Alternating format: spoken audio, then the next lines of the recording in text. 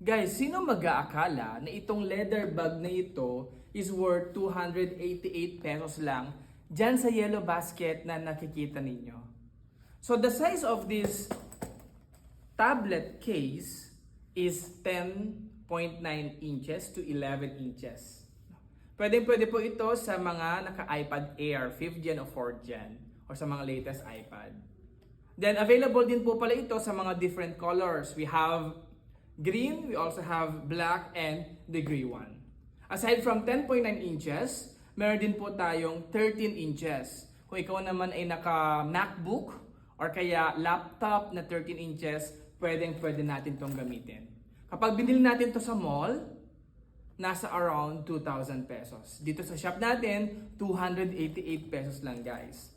Now, let me walk through to the packet inside. No?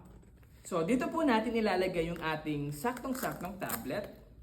Yan, yung first na kanyang packet sa loob.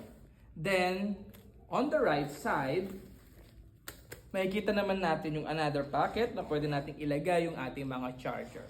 And meron din po siyang extra packet dito kapag gusto mong ilagay yung wallet mo or yung cellphone mo para kapag aalis ka sa bahay, pupunta na lang ng school or work, ito na lang yung bit-bit po natin. So this is the leather case na available po dyan sa Yellow Basket for only 288 pesos. So what are you waiting for? Ilagay mo na ito sa cart mo at i-check out mo na.